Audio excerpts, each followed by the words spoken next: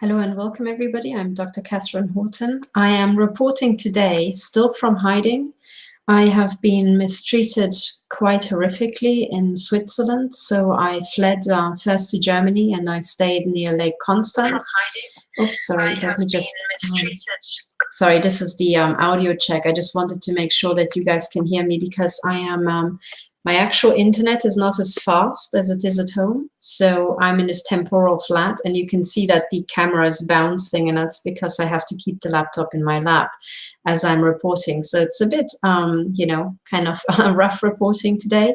I also have to say that my vocal cords were attacked when I gave an interview to, I think it was Free Spirit TV. Okay, so I think I talked to them for 6 hours, and after that I had no voice at all. But curiously, you know, I can typically talk for hours and hours, but this time I lost my voice for over a week. And now that it's back, I still have, you know, almost like a month later, I have still issues with my vocal cords. So I strongly suspect that it was yet again another bioweapon attack, because I've never experienced anything like it. I also never had a cold accompanying it. I didn't have a sore throat. I didn't have a runny nose. I didn't really cough. And occasionally you hear me cough, but that's because of the agonizing pain that I sometimes have in here. So I think if I had to guess, they probably enriched, I don't know, you know, some sort of nanotech or heck knows what in my vocal cords, or something they can remote control. But it kind of goes up and down. And when I have to report, it's particularly bad. Also, I'm not sure if in these light levels you can see, perhaps not. If I bring it closer, you can probably see here the damage that has been done to my forehead. Now you can also see these white dots there, and that is a combination of pigment damage. It used to be a half circle here, pretty accurately. Pigment damage from a beam of this size hitting my forehead when I'm driving my car. And these white dots are pencil beams where they individually try to cause brain damage. And they cooked my tissue, so they cooked the skin so that it doesn't even, you know, tan. So that's what you can see here. And then you can see these lines here, and that's when they were trying to form this branding on my forehead into a pyramid shape. So you can see it's quite clear here, for example, and also if you focus there. So this, on top of that, they also burn my cheeks. You can also see these white patches here, you know. They burned me here. Actually, here they were trying to burn in lines. Here they were trying to burn in circles, here and here. And here they just really were hitting my eyes. And I was actually wearing glasses. And the glasses kind of protected my eyes down here. Of course, they didn't protect the eyes on the side, but you know, it also hit this area here. And this is not a sunburn, this is a microwave burn. And you can see that here it's a half circle. So this really doesn't look like a sunburn. So this is the mutilation I suffered at the hands of Swiss intelligence, so-called intelligence, the Swiss Secret Service. And you all know that anything that's secret will eventually be deep captured and become criminal. So I should say it is the Swiss Criminal Service called, you know, they have a front organization called Nachrichtendienst des Bundes, but it's actually Swiss organized crime. So Swiss organized crime, state organized crime brandished me in Switzerland. And you can also see this wound here. And you also know that's right at the center of my head. So they amused themselves with shooting me in the head, you know. So this is why I'm here. This is why my internet is not very good. I hope you can hear me.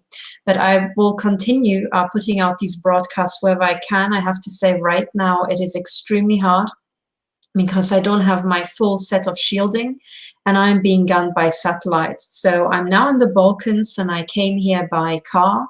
I drove, you know, down to Italy, and then I stayed overnight in Trieste, and in Italy. And well, I think I could stay in the new in the hotel room on this, you know, this place I had rented for about 20 minutes before being gunned by satellite. And then what they do is that they gun the walls around me in sequence. So it's almost like, you know, the wall to your right, the wall to your left, and then the wall in front of you and the wall behind you will suddenly you will hear a massive impact sound in the wall. And then the next time they shoot you in the top of your skull. And that's, you know, a sensation you can hear a hit of. So you can sometimes hear it actually, but certainly feel it. and hear it inside your head, that there's a thud impact on the top of your skull, and then you receive a flash like your brain has just been cooked, and that's because your brain has just been cooked. So, you know, that's what they did to me in Trieste. Now here in the Balkans, I am being machine gunned flat out. And I already established that it doesn't really matter. Well, already Dr. Ronnie Kilder established that it doesn't really matter if you're within NATO or outside NATO, because this is a global extermination system. And Switzerland, for example, I don't think they are NATO as such. I think they are the little hole in the middle. But they're certainly surrounded by NATO, and it doesn't really matter if you're within or without, okay? So you don't even have to worry about, am I the Balkan country within NATO or without NATO? It doesn't make a bit of a difference. So anyway, I continue to be gunned here, but nevertheless, I want to draw your attention to a few facts, okay? I should say that I'm being gunned absolutely brutally throughout the night. So they wait until I go to bed, and then they start hammering my legs up and down as I sleep in bed, then my hips, my knees, my skull. And I'm sleeping under 15 layers of metal, sheet metal, but they still gun through. So I've got baking trays below that, and kind of like Teflon coated, cookie sheets, and they are just still gunning through that. But depending on what material you use, you can hear the impact, or part of the pulse actually reflect and bounce off, making an impact sound. So, I'm trying to record this for evidence. I've got lots of audio recordings, and should I die and should they disappear, you should know that there were lots of audio recordings proving that I have been gunned every single night for the past 2 years, pretty much. Okay, so anyway, this is just my current situation, okay? I'm just saying it so that I leave a public log, so that you know what is being done. You know that currently NATO and other militaries are war criminals. They are conducting a genocide. I'm one of the Holocaust victims. And you know what to cite, okay? Everything that I'm saying publicly, I actually mean it. I would repeat that under oath. It's the truth.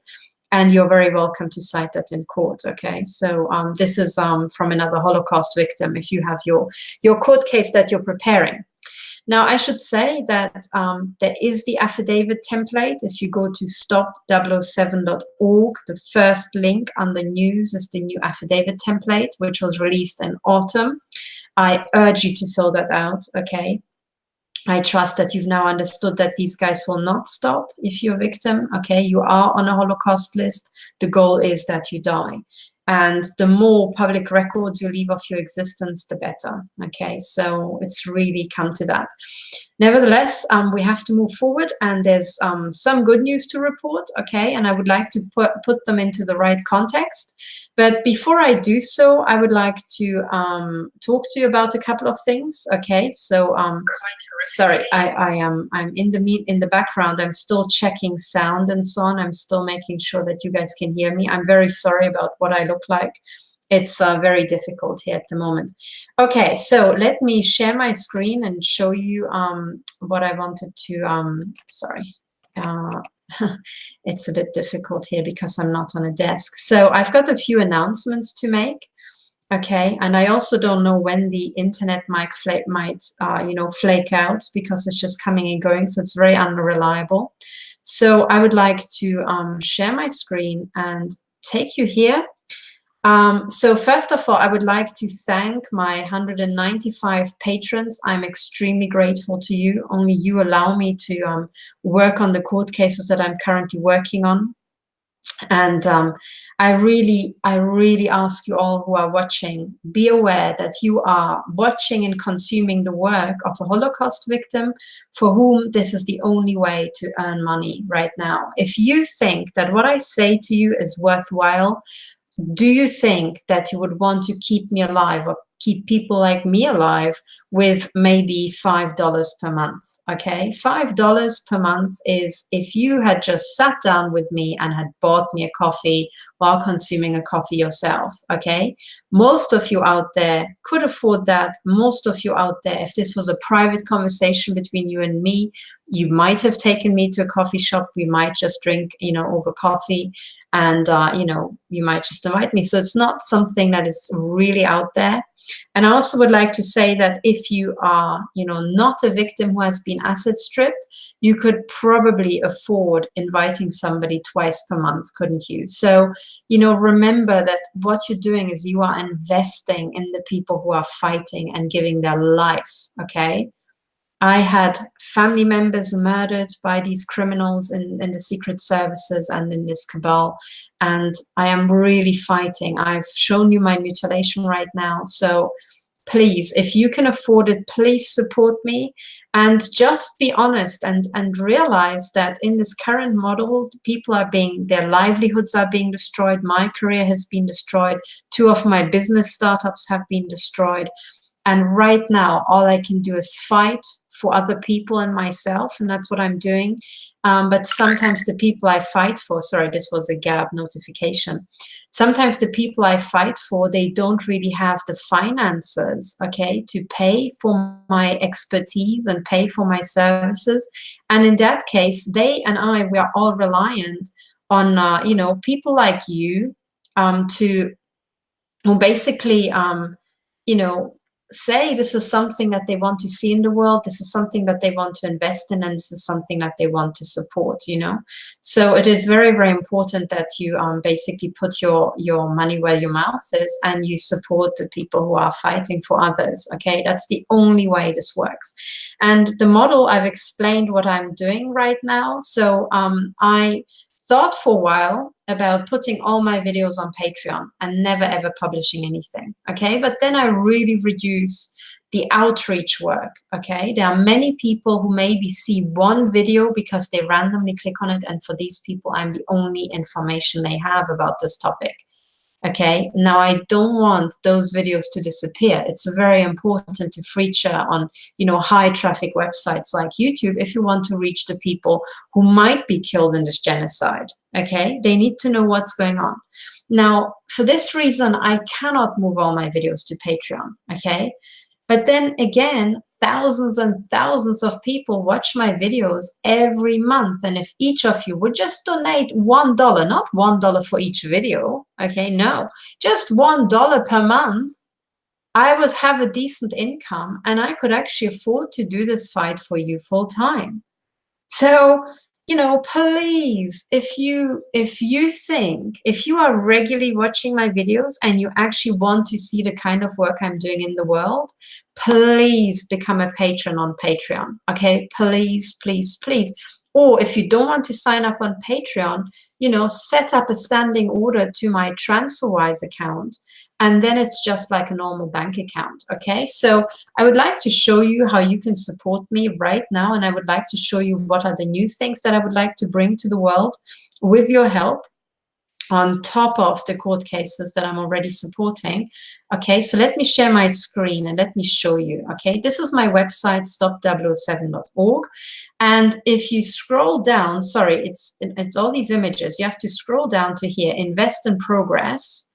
Okay, on here, you can see my TransferWise accounts and you can donate to them. If you're in the US, I have a US account for you, right? That is in the US. It's registered with a New York bank. And if you're in Britain, I've got a British bank account here for you. And if you are in the Eurozone, I have a Euro bank account for you, right? Now, you can donate to any of these in principle, but if the currency stays the same, the bank doesn't steal the money in the conversion, okay? Now, I should also say, if you are in the US, you are being fucked over by the banks because every single time you send somebody money, you are being charged $25 to $30, aren't you? Now, these wire fees are bullshit. We don't know them in Europe. We just transfer money around for free. We don't buy into this crap, okay? So I tell you, the trick is, and this is a trick which will save you $25 in future every single time you make a bank transfer in the US. The trick is you just open an online TransferWise account, which is for free. And every time you want to do a transfer, you go to, within your new TransferWise account, you just say add funds using direct debit. And then you add your money from your own US bank account to your own TransferWise account, which in principle should work instantly, okay? But maybe it takes a day or so, doesn't matter. It still saves you 25 bucks. And then from the TransferWise account, you can pay any US account for free. So this means you will never again be fucked over to the tune of $25 to $30 ever again, right? You do 3 bank transfers, I already saved you $100 or $90, right? So this is what you do, guys, okay? Don't be fucked over by the banksters. Open a TransferWise account. If you open a TransferWise borderless account, you can hold, I think, up to 40 currencies. If you're running an online business with international clients, that's the thing to do, okay? And also, TransferWise doesn't really have these rip-off conversions. So far, it is the best international bank account I have found. And also, if you sign up for the debit card, by the way, I should say, I do not have any funky relationship with them, okay?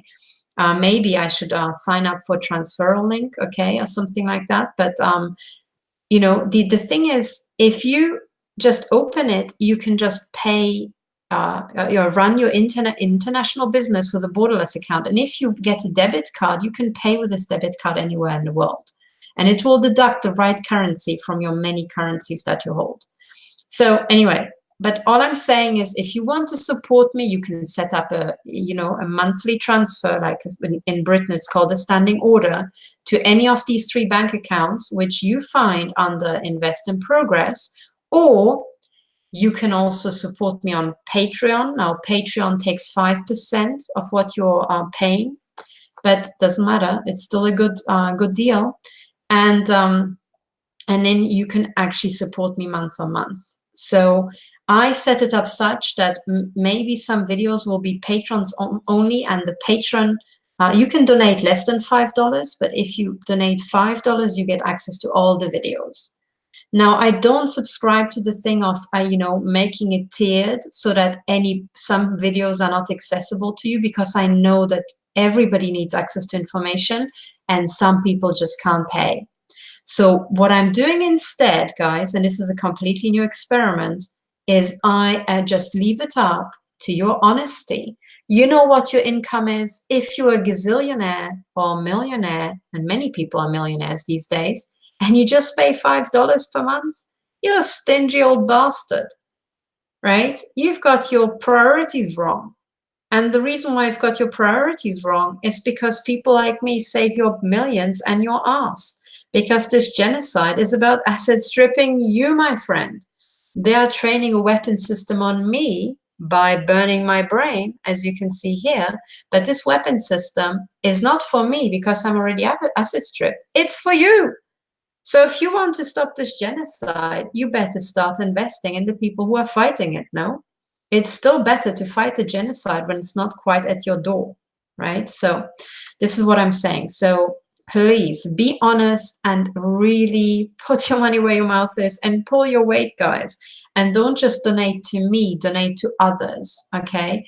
There is the old model, which is, it exists not just in the Jewish community, it existed in the Christian community, which is called tithing or charity. And this means that every day or every week or every month, but you do it every month or at every single, time period that you set yourself, you devote to charity, which is not just, let's just feel really sorry for people and be really self-righteous. No, charity in my books is you realize that there's a huge global crime cartel that has usurped all the assets by criminal means, and you realize the only way to redress the balance is by you taking money from that heap and bringing it over there. It's like an irrigation project, right? We know that there's, huge lakes, but if you want to farm and you want to produce new good things, you need to get the water from the lake through an irrigation system to the fields where you're growing stuff.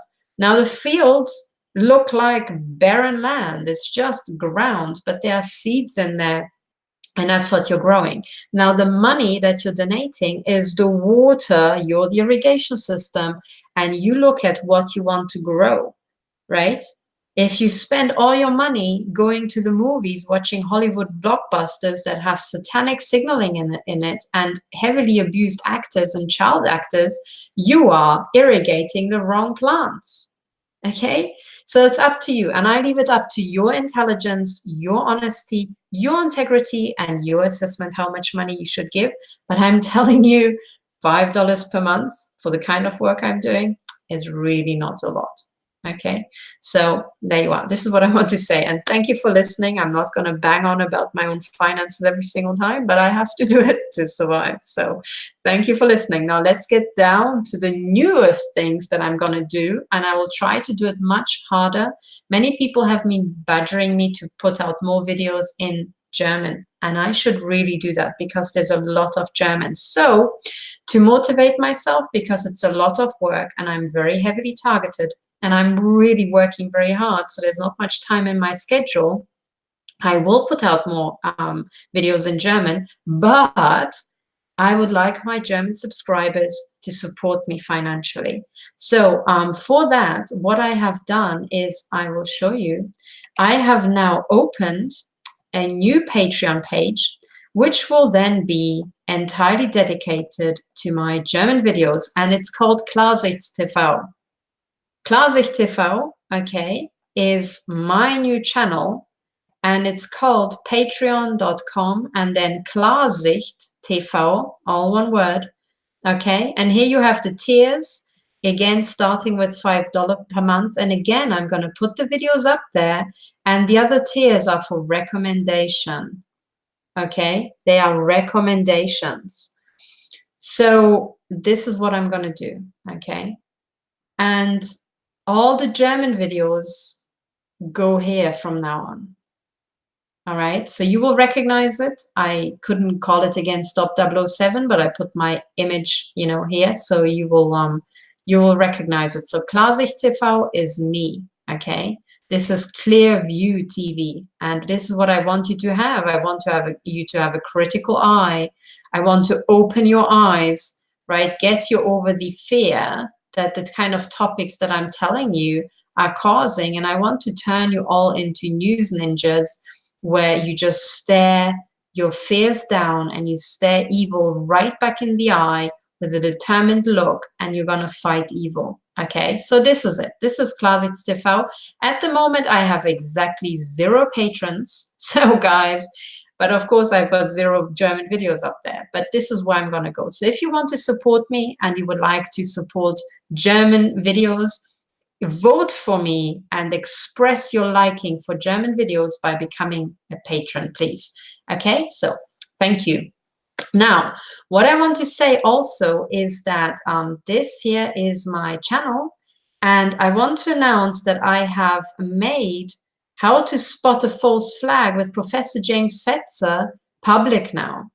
This should be public. There are already 39 views, but nobody knows about it, because if you've uploaded a video and make it public later, I don't think it shows as the first video in my stream. Okay, so I have to draw your attention to this blockbuster video is now live. You can watch it for free. Up until now, it was only available to my patrons on the English version of Patreon. But please make your way across here to YouTube, and it is now at the moment the 5th or 6th video. Well, it will become the 7th probably, because this video will show at the end of this broadcast, and it's called How to Spot a False Flag. Okay, the interview with Professor Jim Fetzer, very important, especially with the current Notre Dame false flag that I hope all of you have realized by now was entirely conducted by the French Secret Services, otherwise known as the French Masons, otherwise known as Vatican Intel. So you really need to start to learn how to debunk these criminal acts, and Professor James Fetzer has done really a lot of analysis of these false flag events, okay? So this is the kind of stuff you need to know, right? But one of the things I want to say to you is that I am not the only person who has been branded like this, okay? So you can still see this half circle. I am not just being, my forehead is not just being cooked. I mean, you can see this is not a satellite burn here. This is somebody who's been cooking me horizontally, okay? This is on the motorway. When you're fixed in a lane, they get a weaponized car and they try to damage your brain by cooking it with a microwave beam that goes straight through your skull and damages your brain. Now, this is not the only type of gunning I receive. I'm also being gunned in the head through satellite by extreme pulses, okay? Now, the investigator, Richard Lighthouse, has already published how the entire system works and how people are being shot at with electromagnetic pulses from cell towers and from satellites, okay, and all this sort of stuff. And he suggested that the way you can really tell, and I can tell you this works particularly well in big cities where there are a lot of hidden 5G pulse weapons. And yes, you heard right, 5G is a weapon system, and the antennas are little pulse weapons, okay? But you can check if your head is being gunned with electromagnetic weapons, because you are gunned all the time, but the intensity is so low for you, most of you, that you won't hear the hard knocks and feel the hard knocks that I'm feeling on my head. I'm already in the extermination stream, right? But you are just on slow kill stream. So, but you can tell if you are cupping your ears like this and you just wait for a minute, okay, and you're in a city center, maybe in a quiet place, but where you have excellent mobile phone reception, just hold it like that and don't put too much tension in your hands, otherwise you'll just hear your knuckles move, okay? But if you hold it like that, eventually you will hear little popping sounds in your joints and in your tendons. And these popping sounds are exactly these pulsed energy projectiles from 5G weapon antennas and from other mobile phone towers and satellites hitting your head, okay? And when you listen carefully, it will literally sound like popcorn. It goes pop, pop, pop. One hand goes pop, pop, pop. They don't, well, sometimes when the pulses get very intense, your hands move. They literally move like that, not both at the same time, but a knuckle or part of a finger upon impact, because part of the electromagnetic energy goes into the muscles and then they tense, okay? But most certainly you can hear the impact in the tendons and the joints, okay? Because those absorb a lot of the impact energy. So do the test, and if you can hear popping, and also what you can do is put your hands on your ears, and that's the way to test that you're not just hearing your own joints moving. Because when you do this, you can also realize, oh, I can hear it creaking in my joints. How weird, you know? So it's not just the creaking, because if you are putting this on and you're rotating your body around, when you're facing a mobile phone tower, that hand will hear a lot more popcorn pops, okay? And that's how you can literally tell. And eventually you can teach yourself, when you know what to look for, you can teach yourself to pick up on these things, even if you're not, you know, cupping your hands, and then you can just feel them. It takes a bit of training because they're very subtle. Okay, this ear thing, it's by creating the cavity, you actually call a little, it's like a, you know, the amphitheater or music hall effect. You kind of amplify the sound a bit by doing this, you know, but it's definitely there. So I tested it and I can now tell that, yes, he's right. It takes a bit of training, but certainly at my level of targeting, there's no problem hearing the shots. And then you will realize, hang on a second, per minute, I'm shot in the head by I don't know how many shots from both sides. That's correct. And that's what's going to render you, with time, completely stupid and docile, because you are suffering brain damage. That's exactly right.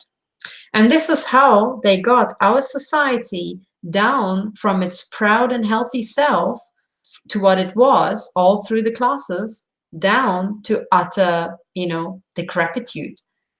And it's very scary. And a lot of university professors notice this, that the brain performance of young people is nothing near to what it used to be just 20, 30 years ago. And that's not people just being snooty, you know, thinking, oh, people were always cleverer. No, they were cleverer. So there's some accumulated brain damage is coming from somewhere.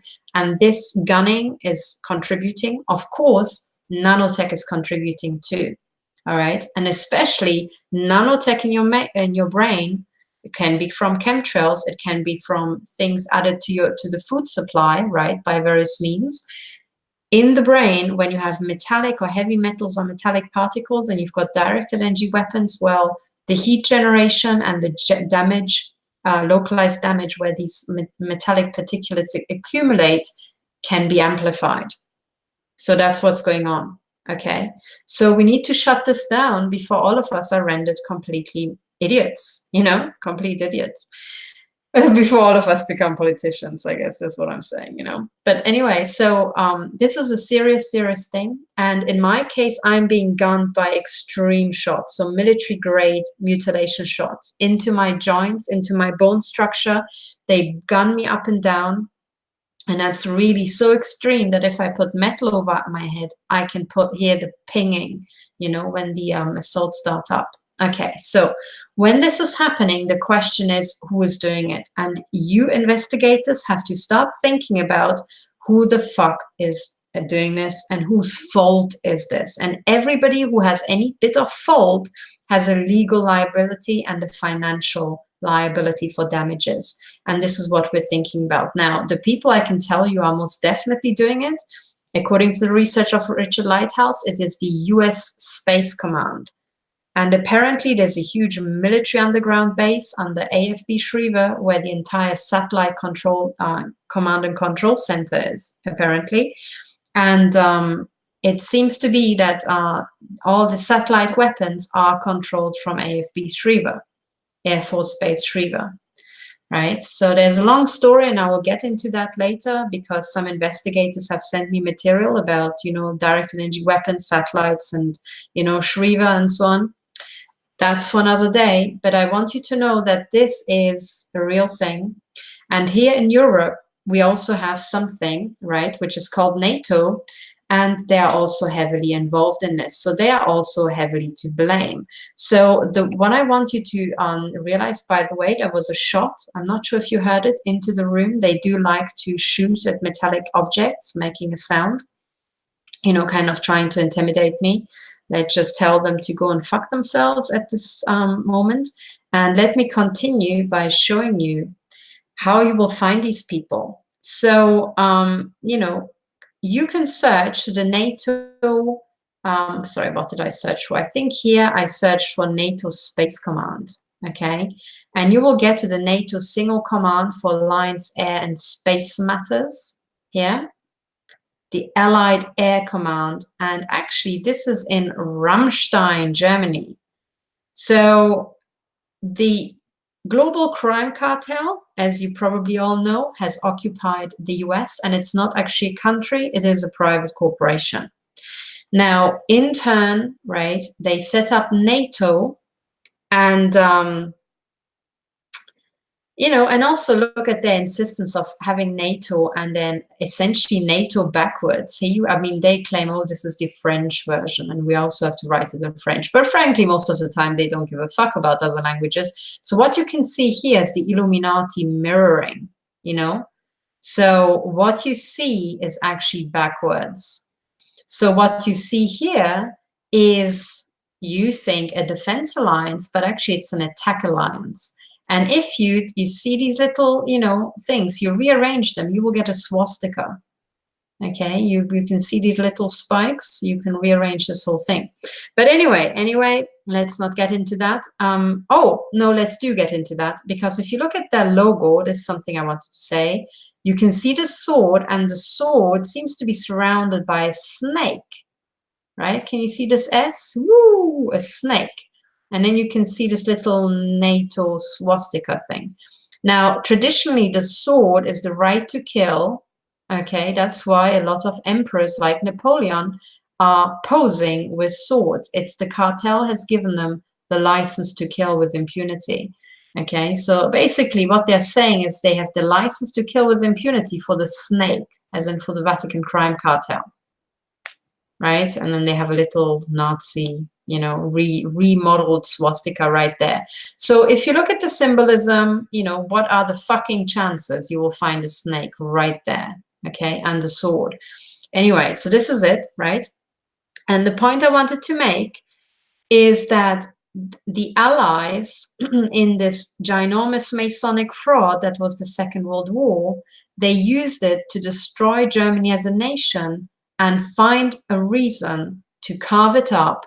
And basically the carving up was also fraudulent because the old Nazi families are still ruling in Germany.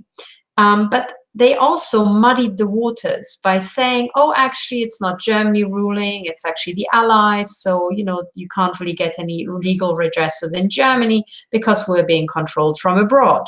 This is very much what's happening here, okay? So ostensibly, the United States is controlling NATO, this NATO HQ in Ramstein, airbase Germany. But actually, in real fact, the United States is a colony, it's a corporation owned by the British Crown, which in turn is owned by the Vatican crime cartel. So tell me who the fuck is controlling Ramstein, right? It is the Vatican crime cartel, otherwise known, well, their military intelligence arm is known as the Jesuits, controlled by the Black Pope. So really what you have here in Ramstein is neither US, nor is it NATO, nor is it German, nor is it anything else, but the globalist Vatican crime cartel, when you really break it down. But it is kind of masquerading in different guises, but nevertheless, everywhere where it's really important, they have to show their logo, they have to show ownership, and you can see the Vatican snake right here in this logo, okay? That's why all this is important. Okay, and that's why the American people, even if they didn't want to exterminate the Germans and the Europeans, they still can't stop it because unfortunately they still don't know who's doing it, really. And even the American guys, they still haven't figured out how to use their legal system to stop Americans from killing other people. And they haven't figured out how to stop Americans from killing other Americans. We're still in this learning process, okay? And this is why I'm saying, as long as we're in this learning process, it is all hands on deck. And by the way, this phrase, all hands on deck, is what was printed on a car when I came here, okay? I was really heavily gunned into my forehead on my car drive here. And on the last bit of motorway, there was a car that started gunning me into the back of the head a couple of times to get my attention, then overtook, okay, gunned me in the head again from behind. And then when I looked at it, it said all hands on deck. And so by the way, you probably heard the creaking here. You know, it's almost like confirmation, you know, they hit the ceiling in this room. But anyway, so this is the cartel mocking me for saying all hands on deck. I said it in many emails to other investigators, and I said, guys, I need your help, all hands on deck. And that's when they quoted it, right? So I'm going to quote it back to them, and I'm going to say, go and fuck yourself back, right? Yes, it is all hands on deck, but it's all hands on deck from the good people's side, and we outnumber you. So you can have all evil guys, all hands on deck, but these guys, they don't really like to work, so their hands on deck are not really gonna, you know, get you very far, because they're a bunch of, you know, thugs and whores, and they're most of the time lazy and kind of crooked, you know. So anyway, all hands on deck. This is what I'm still saying, even if the cartel tries to take the piss out of it. That's just the truth. And the reason why we need all hands on deck, I say it again, it's because the cartel, traditionally the Vatican crime cartel, which had a global spy network known as the missionaries, known as the Jesuits, known under many, many other names, right? It is still controlling military intelligence, the military, the secret services, even the police forces everywhere around the world. You just don't know it. And it set up several front organizations. And it's not just one front organization. And if you pull back that curtain, you arrive at the Vatican. No, it's front organization in front of front, in front of front, and so on. So you have to really start pulling back, or you're a systems analyst, right? And you take a step back and you think, okay, what system am I looking at? You know, and you derive it from first principles. Now, this is what I did. I derived it from first principles. I know the answer. And knowing the answer, I'm now peeling back the curtains one after the other to get back, okay?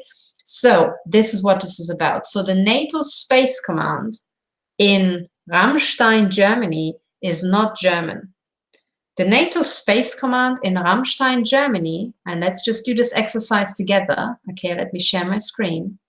If you look at who's running it, the Allied, the Allied Air Command leadership, the absolute super duper chief is always an American.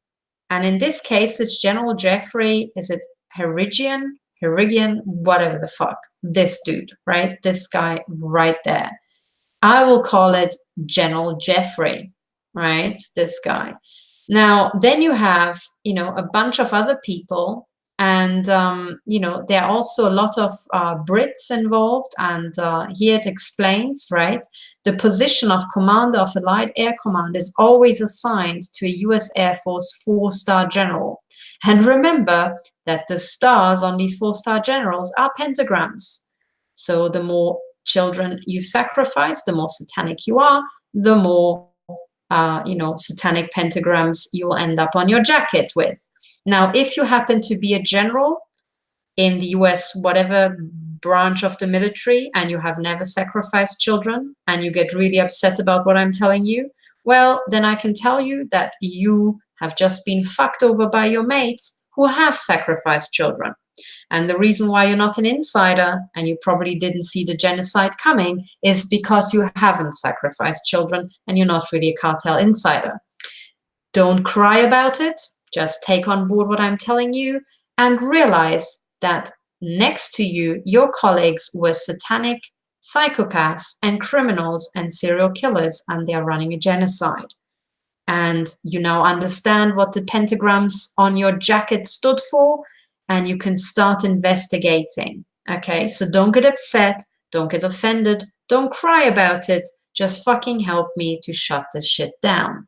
Okay, so this is to help all those generals who are listening to this emotionally over the shock of what I'm telling you now. All right, I know for most people it's very, very difficult for most men to just take on board what women are saying, right? To listen to a woman is very difficult on the average day.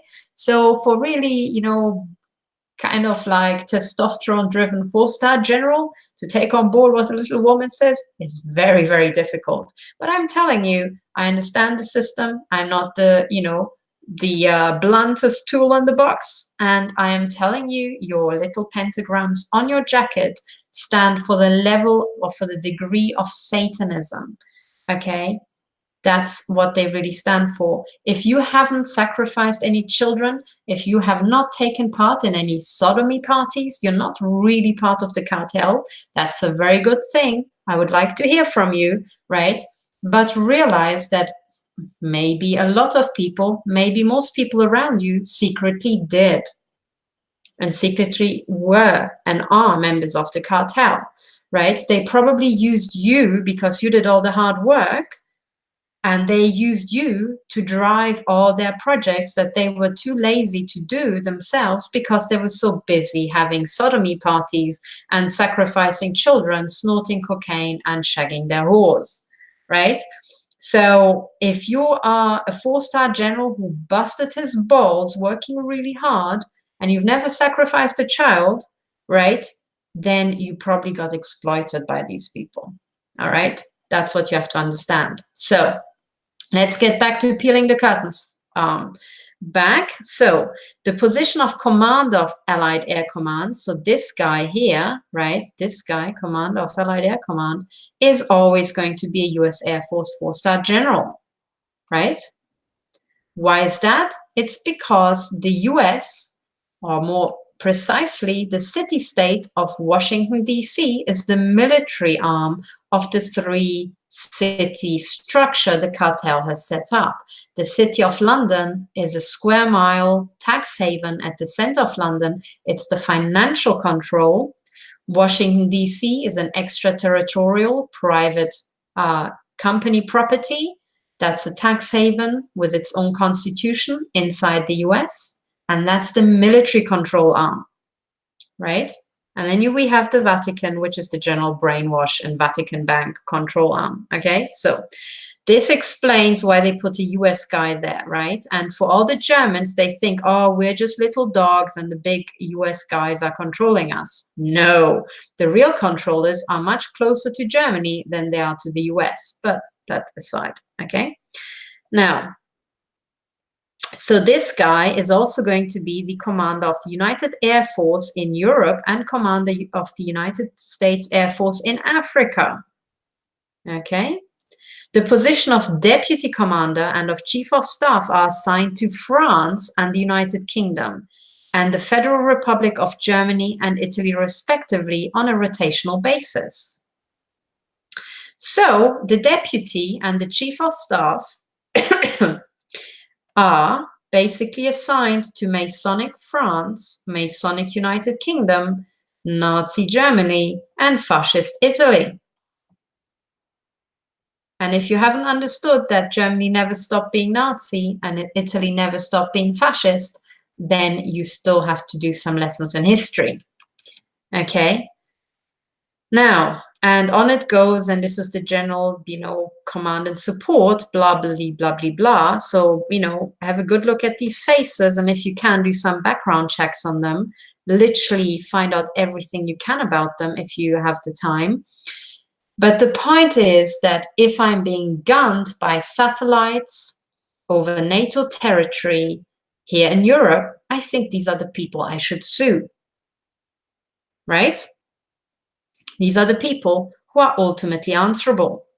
And even if US guy can escape European justice, well, we can still maybe get an order that he can't enter the country because he's a fucking terrorist. And the other people have some sort of family and friends and some perhaps a house in France, in the UK and Germany, and they can thus be asset stripped and executed for high treason against their countries, because there's currently a genocide in France, in the United Kingdom, in Germany, and in Italy. Okay, so please have a good look at these people, because they will be up in court. Okay, now what else did I flag for you? Okay, yes, also look at this effective air and space command and control in support of joint operations. Look at these, the snake, the Vatican snake on the logo. It's prominently displayed in case there should be any doubt about who these guys are really working for. Okay. But anyway, so this is it, right? Then I also would like to draw your attention to disinformation and psyops. And this is a website called the Joint Air Power Competence Center. Okay, sounds funky. They've got a service hotline here, right? Okay, delivering effective solutions through independent thought and analysis. Yeah, I can tell how independent you are, given you've got 2 satanic pentagrams in your logo and the remodeled Nazi swastika. But anyway, let's go more concrete. If you scroll down here, you will find, does NATO need a space policy? Okay, some raise legitimate questions about the need for a NATO space policy. As is often pointed out, NATO does not own satellites. NATO lacks policies for air, land, and sea, accepting the recent Alliance Maritime Strategy, yet continues to demonstrate competence in these domains. No adversary has challenged NATO's use of space for operations. Why invest political effort to codify how the alliance relates to space? Now, if you have 2 brain cells left, despite the satellite and 5G cell tower gunning, you will realize that this paragraph here already contains contradictions, right? If they claim that NATO doesn't own satellites, right, then how the fuck does it continue to demonstrate competence in space? And how can it use space? No adversary has challenged NATO's use of space for operations. How the fuck can you have space operations here if you don't own satellites? Tell me. I mean, what the fuck do you own? Do you own space rabbits? What the fuck, right? So, I'm sorry, of course they own satellites, right? So come on, let's stop cranking our chains here. You know, so of course they own satellites. Now, what if this is actually double speak and they're kind of lying and they're kind of telling the truth, and they're doing this because actually the lie is even bigger, right? And even funnier. What if it's kind of a lie that they own satellites, because they certainly do own satellites, right? Because that's how they do their space fucking operations, and that's how they shoot me in the head from fucking freaking everywhere I go, right? But what if it's also kind of true, right? How can NATO own satellites and yet not own satellites? Well, the answer is right here in the logo. NATO does own satellites. They do use satellites. That it's their, that's they are controlling these satellites as their satellites, but ultimately the ultimate owner of them is not NATO, but the Vatican crime cartel. Do you understand the joke? It's not really funny, but it's, you know, to these idiots it is. So that's how this makes sense, right? That's how NATO can use space for operations, yet not own the satellites that they actually are using and they are really controlling. Do you understand? These satellites are owned by their investors, if you like, and their investors and money masters are the Vatican Bank, the crime cartel. You heard about the Rothschilds and the Rockefellers. Well, the Rothschilds are basically the asset managers of the Vatican Bank. Yes? So now it all makes sense. Okay, so this is how this hangs together. Now, to get at the Vatican Bank, right, you need to use terrorist financing legislation. And to get at the criminals who are gunning you in the head, you need to take these motherfuckers and you need to find out which jurisdiction they fall into and which country they have committed high treason against. Right? This guy might take the next flight back to the US to get out of the liabilities. I hope that our American friends and American colleagues will get the motherfucker there. But otherwise, these people, you know, everybody who's French or German or the UK, we can actually try them here in Germany. We can actually bring charges for crimes against humanity and high treason, you know, to their door quicker than they would possibly like. Okay. And also, as a by the by, you can see this kind of funky arrangement of these, you know, flags here. And the arrangement of flags always has an insider joke. Number one, when you hold the flags like that, this vertical logo of the sword becomes an erect phallus. Okay, right? Here. And in a sense, it says this guy erect. In other words, this guy is fucking people. Yeah, and that's exactly what NATO does. It fucks nations, right? Now, the other thing is, when you look carefully here, it's particularly good. You can see this NATO star pointing at this guy's head, as in this guy's a Nazi. Can you see the NATO star? It goes literally through his ear canal right to the center of his head, right? Now, these are all internal jokes because these photographs are taken 1 million times, and cartel signaling has traditionally happened through paintings and photographs. So that is the connection here. Okay, so much about the US Space Command. But if I'm talking about the Vatican, right, and the Vatican network, these people are organized. Do you remember how I said that these people are organized into front organizations, hiding front organizations, and so on, right? So in The Wizard of Oz, little Toto pulls back the curtain. But what I'm telling you is pulling the curtain back once is not enough. You need to pull the curtain back. You will see one guy controlling the big, you know, propaganda machine, the big, you know, wizardry nonsense.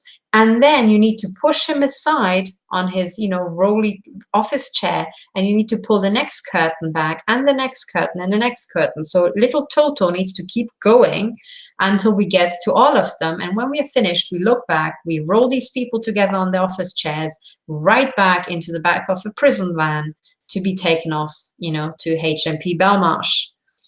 So this is what we're doing here, right? So I want you to understand that at the back of this, and you can see it in the logos, is the snake, the Vatican snake.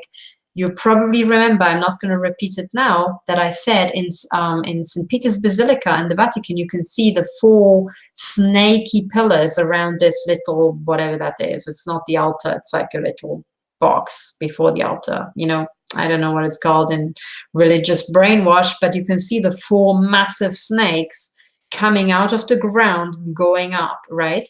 But then also in the Vatican, you have Nervi Hall. That's spelled Nervi. Nervi was the architect, and the Nervi Hall is the head of the snake coming out of the ground. It's an auditorium where inside you're literally staring at the snake with fangs, okay? So I haven't just made this up. This was actually put into place as cartel signaling. Now, what you also need to know about the Vatican, and I have actually in the time when I couldn't put up videos, I have linked a video. I've made it publicly available so you can play it straight away, because it is not my video, so I'm not going to put it behind a paywall. But this is a YouTube video about the Knights of Malta exposed, and it's only 15 minutes. But it will give you a very good understanding of the Knights of Malta. Now, the Knights of this and that, the Knights of the Coconut, is just the Vatican's way to give these people little crowns, like the McDonald's paper crown at kiddie birthdays, okay?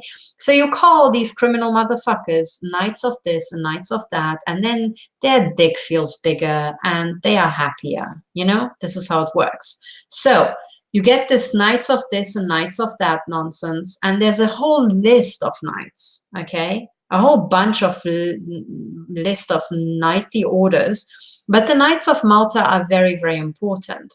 And the Knights of Malta have logos, okay? And here's a very good article from prepareforchange.net. It's called US Presidents and Leaders Are Agents of the Roman Catholic Knights of Malta. Okay, here, look, Knights of Malta have the Swiss cross, okay, the Vatican vaults, that's the Swiss, red and white. Red and white are, according to the historian Sean Ross, also the pharaonic colors of red and white for the royal household of the Upper and Lower Nile, okay. You can see all that here, right?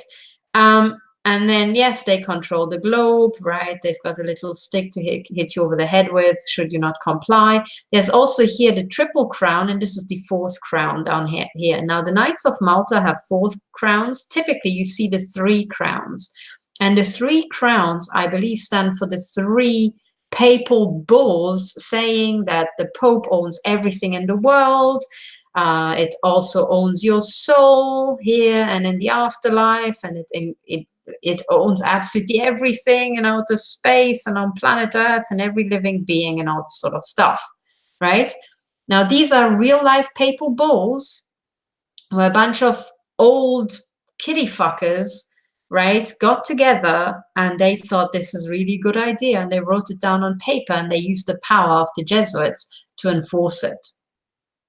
Okay, this is what it really stands for, right? So anyway, now this is this triple crown, and if you think that the Knights of Malta is something that just appears on websites here, you're mistaken. The Knights of Malta is a real thing. It has been reported on in the mainstream media. This is an article by The Independent in the United Kingdom, and the title of this article is Caped Crusaders: What Really Goes On at the Knights of Malta's Secretive Headquarters.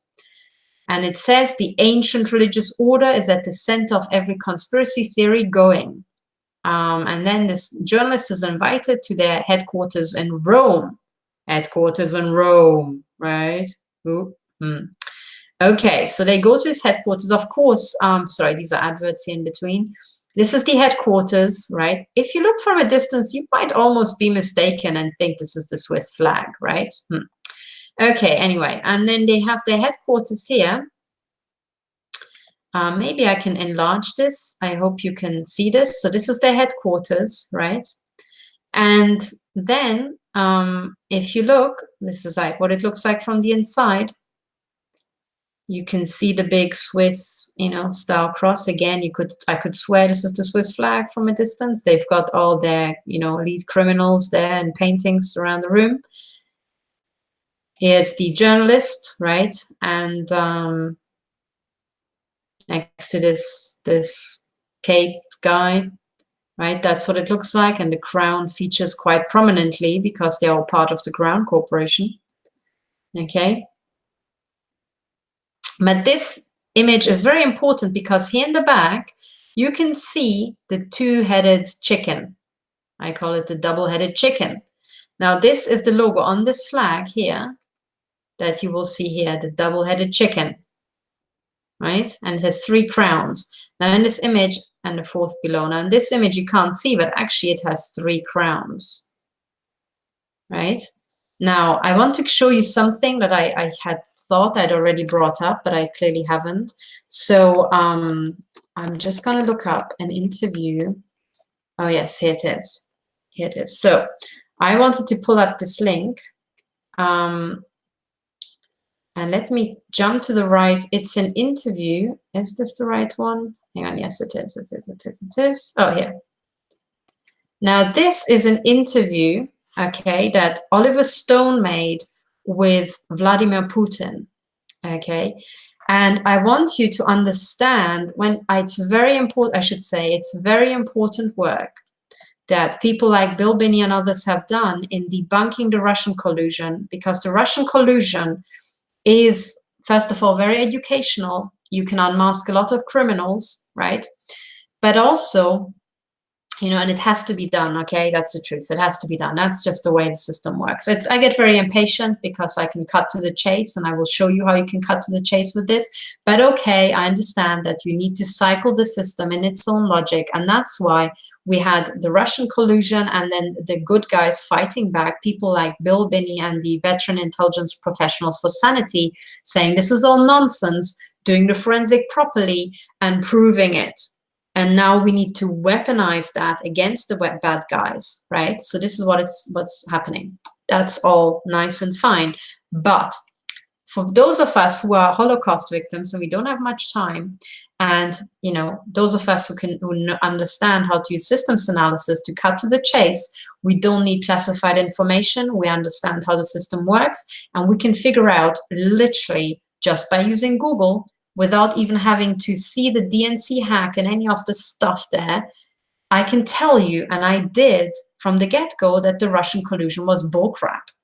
And there's a very simple method to do that. And I'll teach you now how to do it. And from now on, you will be as wise as I am, and you will not be able to be bullshitted ever again. And this is the way how to do it. This is the way how you can, without having to do forensics, tell that the entire thing is bullcrap. And it's right here. And it's this interview called Putin to Oliver Stone. I suggested Russia joining NATO to Clinton. He didn't mind. This is the interview. Here you have Mr. Oliver Stone on the right. Here you have Vladimir Putin on the left, right? And then what you see is that this is the crest of the Russians, and this is the Russian flag. But above Putin is the double-headed chicken. The double-headed chicken, which holds the globe in its left and the stick with which it beats you over the head in its right. And there's the triple crown.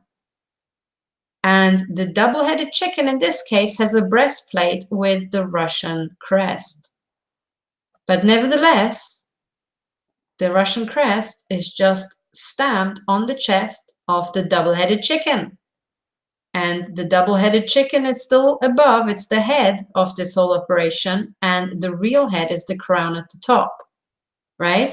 So when you see this, okay, above the head of Vladimir Putin, right, biting his lips as if he can't say something that he's thinking, right? And you see the double-headed chicken here with the 3 crowns. And you can also check that this is not just a conspiracy website. The double-headed chicken is really there with the 3 crowns. In the headquarters of the Knights of Malta, well, you can tell that the Russian president, by tradition, is a Knights of Malta. Okay? Now, when you have the Russian president being a Knight of Malta, the US presidents being Knights of Malta, the whole Russian collusion is basically just hot air. Okay? Of course these fuckers collude, guys, but it's not colluding on the level where they have to subvert, you know, Trump. They're colluding from the bottom to the top. Okay? The whole of Russia is just a Masonic district, not much different from the Masonic district of France or the United Kingdom or Germany or the United States. They are all ruled by the double-headed chicken. Okay? Can we please get over this? So when you say Russia, there is no Russian collusion, yes, on one level there isn't any Russian collusion. On another level, of course, there's Russian collusion because they're all Knights of Malta. Okay? So the point is, Russia doesn't have to, you know, I mean, Russia, in this sense, Russia colludes with every single US president.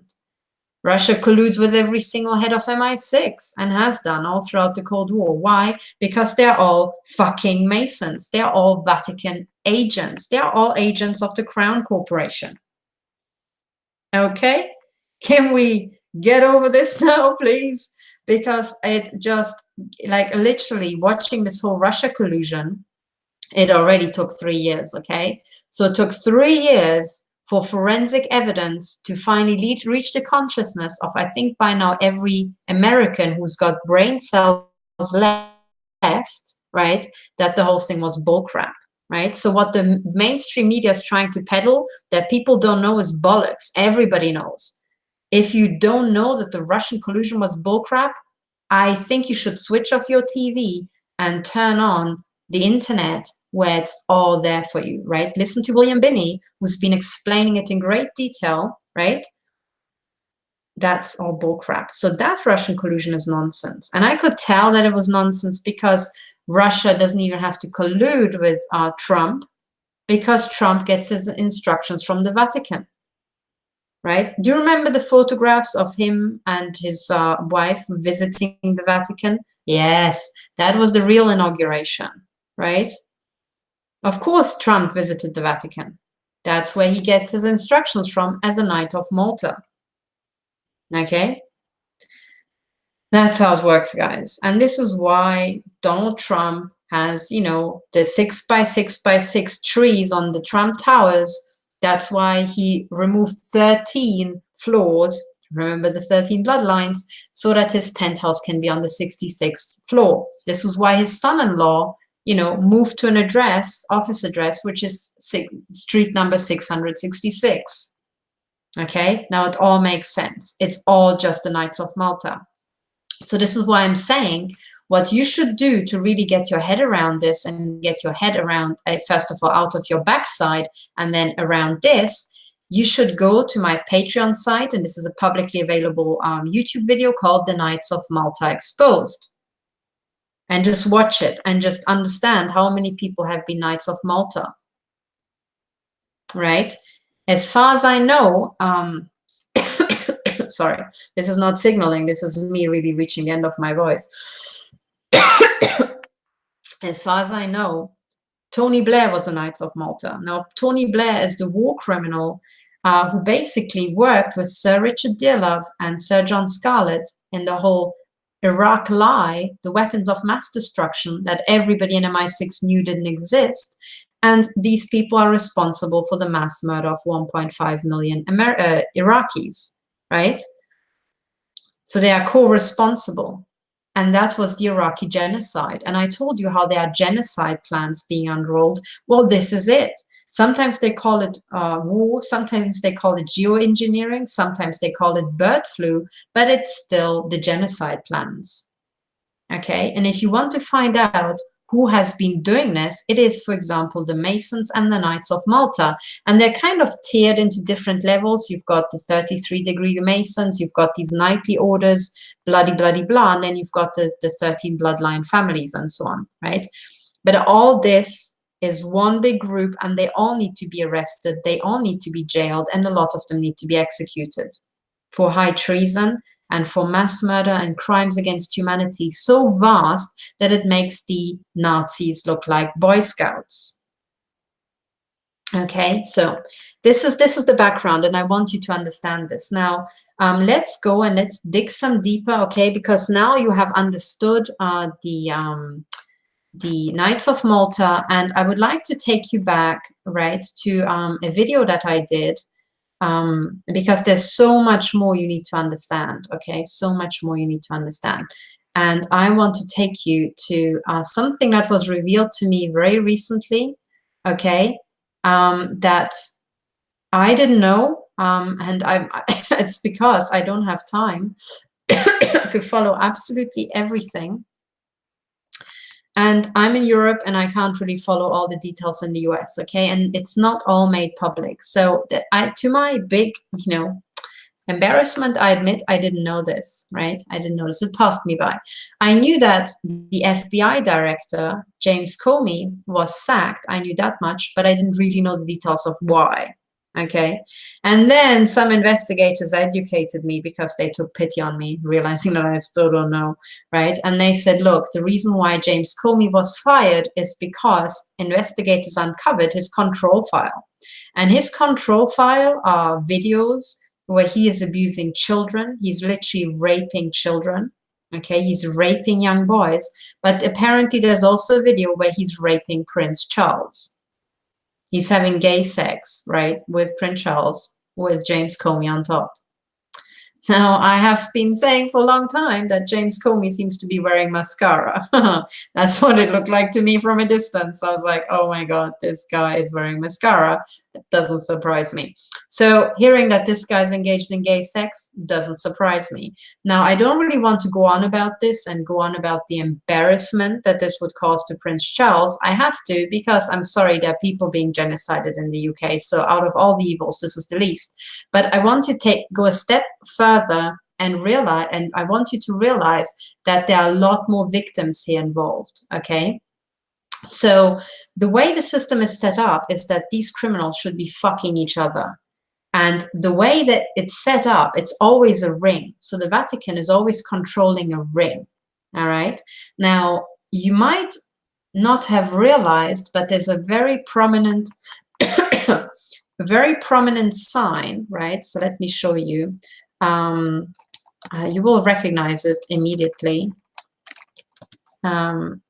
Okay, so you have been staring at this in films and never realized one of the most prominent Masonic and cartel recognition symbols.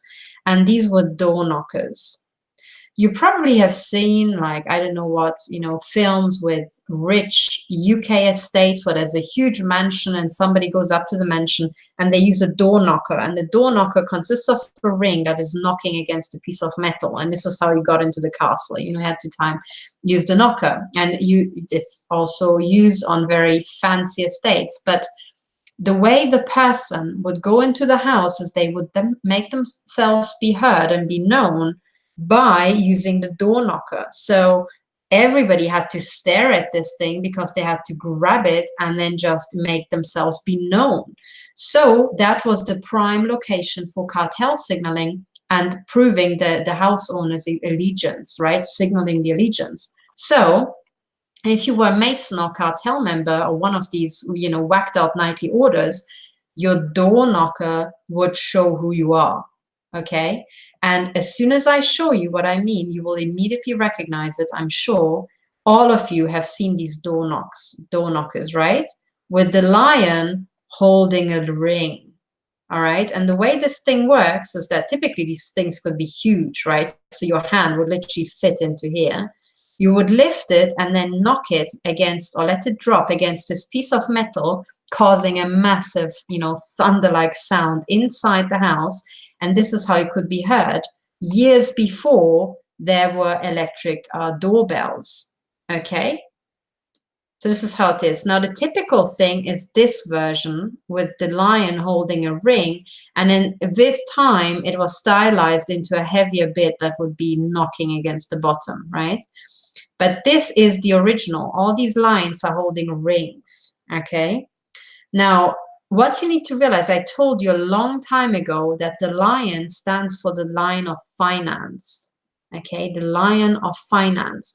If you don't remember, look up the crest of the United Kingdom on Wikipedia, the Royal Coat of Arms of the United Kingdom, where you will see the British household's crest being, you know, surrounded by this unicorn, which I said represents Intel, Vatican Intel, and look at the satanic hooves and the flames on the tail, right?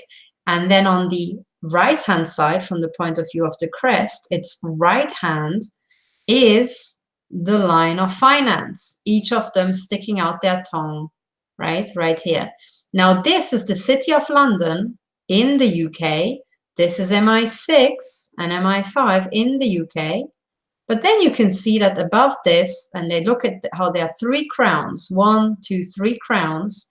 But there's a second lion which sits on top of this crown, right? This is the British crown. And there's another financial line sitting on top, and that's the line that rules it all. And this is the Vatican Bank, okay? So this is the City of London, and this is the Vatican Bank. And this is MI6. But the lion stands for the line of finance. And what you can see here is that the line of finance holds in its jaw a ring. A ring. Now, what does this ring represent? Traditionally, the line of finance would organize all these world leaders into a ring. And the ring is literally one guy's knob goes up another guy's rectum. They are fucking each other and they're standing around in a ring. And they are controlled by the Vatican Bank, the line of finance. And the line of finance holds them in their jaw. And the line of finance can bite at any point along the ring. And that's the control file. Remember that for many, many years, homosexuality was a control file. Thank goodness these days it's no longer. If somebody comes out as gay, people just shrug and that's that. You know, this is how it should be because natural homosexuality has been with us humans forever, right? It should not be control file. Now, pedophilia, however, will always remain a control file because you're always damaging children, right? And pedophilia has been a heinous crime throughout the ages. Pedophilia was never acceptable. Homosexuality in ancient Greece was not just totally acceptable, it was publicly practiced. Socrates had a boyfriend, at least one boyfriend, right? And it was actually Socrates' boyfriend who was the last person to see him alive. He was the last person to say goodbye to him before Socrates took the poisoned chalice. That was his death sentence. But anyway, that's an aside.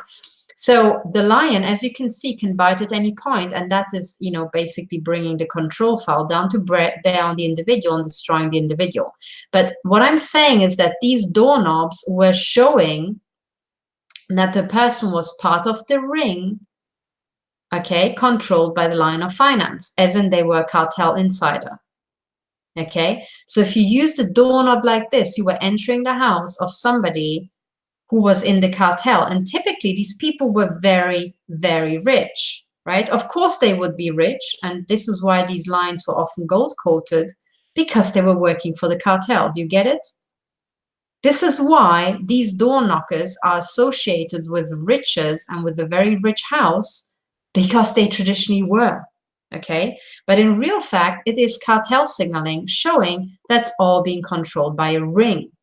Now, in the modern times, we can go to archive.org and we can look up the Network of Global Corporate Control. This is Cornell University's archive with an X, archive.org. If you search for the Network of Global Corporate Control, you'll get a scientific paper. Click on the PDF on the right. Many people who follow me have seen this a lot of the times, but I'll show you again, because this time I'll show you the ring in company space. Now here, these are 43,000 companies that have been mapped by these Swiss systems analysts, and they found out that 43 companies are basically controlled by a cluster. 43,000 global companies, the biggest companies, are controlled by a cluster. 40% of those 43,000 companies are one and the same corporation, one and the same entity. And this entity controls 40% of the companies. I think in actual fact, much more than that. I think in actual fact, more like 80 or 90%.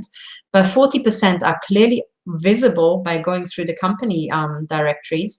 And it controls them by controlling the directors.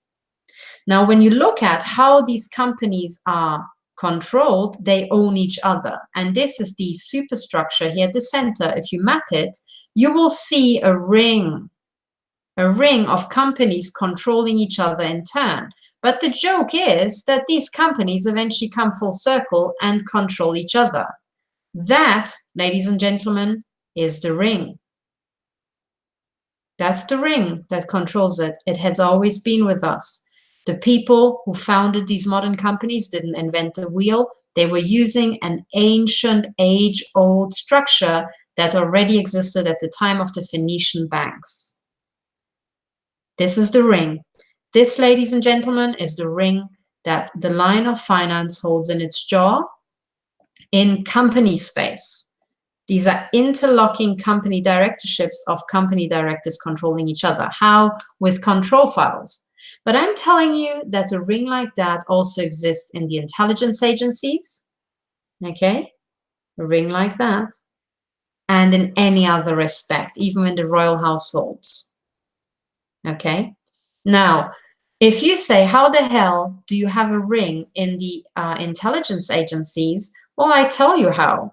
It's just exactly the same way as with the European Space Command. You think, if you're in Europe, that you're being controlled by the US. But actually, the US itself is not really controlled by the Americans. The US is a colony of the British Crown. It still is. All the money from the IRS goes straight to the extraterritorial tax haven of the City of London and goes straight to the Vatican Bank. Now, if the Germans think they are being controlled by the Allies, and the Allies think they're being controlled by the US, but the US is actually controlled by the British Crown, which is back to MI6, right? And they in turn are again controlled by the Jesuits, which is back to the Vatican. You've just come fucking full circle. Do you understand? That's the ring. Okay, we can do the same thing with Italy. The Italians think, oh, we're being controlled by the Germans, and you know, but it's not really the Germans. The Germans are controlled by the US. The US is actually controlled by the British Crown, which is back to England, and then you're going back to the City of London, which is again the Vatican. You've come full circle, right? You're back to Italy. You're back to Rome, right? Get it? It's a fucking ring. And the funny thing is that every one of these people feels like they're being fucked by somebody else, not realizing that they themselves are also fucking, and they contribute to the ring that then takes them up the backside, literally. And how literally has just been revealed to me about, you know, this thing with Comey, okay? Now, watch this, right? I want to give you this link. So let me get back. It's this one here. This is the link I wanted to share. Now, this is a video, a YouTube video that, you know, an investigator who took pity on me when he realized I didn't know why Comey was sacked sent me. And this is, the video is called Arrest Them All, FBI James Comey Controlled by Lolita Express Tape. Now, the Lolita Express was going to Epstein's Lolita Island. It was a plane, right? Not a train, it was a plane. And then this guy here, right? So this is hang on, there was a photograph of Epstein, right? Fucking pedophile. He likes young women. I think he fucks everything. But anyway, so this investigator here has connections to the FBI, and he has seen the tape. And the tape, and he's talking about it. I will not, you know, violate his copyright. I will not play it. Please go to this video and listen to him himself. But sorry. But this is again not cartel signaling. It's my throat playing up. But What you also should realize, it's not just this guy talking about it. I think I found him very genuine because he gets genuine upset. He's reporting how he saw a video about James Comey raping young boys, but also James Comey raping Prince Charles, right? Now, there's a lot, before I get to Prince Charles, there's a lot of analysis to be done. Now, first of all, when Prince Charles is being raped by the head of the FBI, this is the ring. Because Prince Charles is actually British royalty. He owns the fucking FBI. And in this case, it literally is the fucking FBI, right? But he is being sodomized by the head of the FBI, and that's because the British royals have been tied into this ring, right? The British royals are screwing other people, and they get screwed in turn. It's the ring. Now, for the reason why I make this big thing about it is not because I want to humiliate Prince Charles. I personally think he's actually a victim, and I will prove it to you. But what I'm saying is the way to step the fuck out of this bullshit now in the 21st century is to just implode the control files. Now, if we all listen to this, we don't get upset, we shrug, and we say, well, as long as Prince Charles is not raping children, it is his thing, right? But the real question is, how come an FBI head is raping a British royal? That's the real question, and the answer is the ring. Now, the way to step out is to not humiliate people who have been the victim of rape. And actually, if you listen to this video, there's many, many more details about what has been apparently done to Prince Charles, right? How he has been raped, where you can see that this guy, if this is actually true, it wasn't a body double, you know, who maybe wanted to give the impression that Prince Charles was raped. Either way, right, you can't have the head of the FBI raping a British royal. Not even a body double, because that's still, you know, the intent is showing. So there was real life humiliation of a British royal in the cartel, right? Now, the reason why this humiliation would be there is because they want to subjugate the British royals as well. Now, the way to free them and actually allow them to do maybe the good stuff that they actually want to do, right? Maybe they also want to leave the satanic bullshit, right? The way to do that is to free them of their control file. You just implode it.